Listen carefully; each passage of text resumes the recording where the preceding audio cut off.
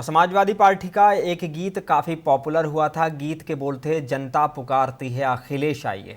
अब इस पर भाजपा ने एक गीत बनाया है जिसके बोल हैं, माफिया पुकारते हैं अखिलेश आइए।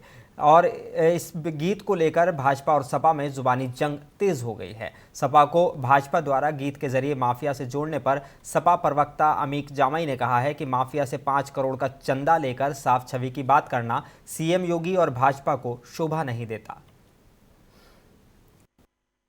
भारतीय जनता पार्टी को सबसे पहले यह बताना चाहिए था कि माननीय अखिलेश यादव जी ने फ्लोर पे जब भी पूछा कि टॉप 10 माफियाओं की जो लिस्ट है वो मुख्यमंत्री योगी आदित्यनाथ कब जारी करेंगे, आज तक जारी नहीं हुआ। मसला यह है कि प्रयागराज का पूरा कांड हुआ है, उसके जिम्मेदार तो नंद गोपाल नंदी जैसे लोग हैं जो 5 करोड़ का क्या पता नहीं कितने करोड़ की बात है, माफियाओं से चंदा लेते हैं। माफियाओं से भारतीय जनता पार्टी का चंदा लेने का पूरा इतिहास है और उस पर आज तक कोई कार्रवाई नहीं हुई नंद गोपाल नंदी पर। तो भारतीय जनता पार्टी का हाथ माफियाओं के साथ है।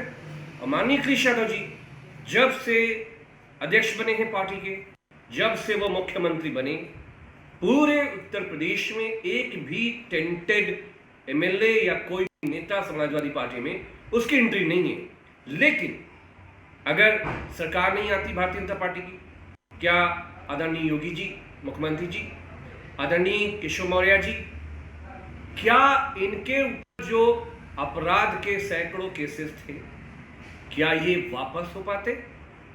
तो भारतीय जनता पार्टी जो चाल चरित चेहरा है लॉ एंड ऑर्डर के मामले में पूरे प्रदेश में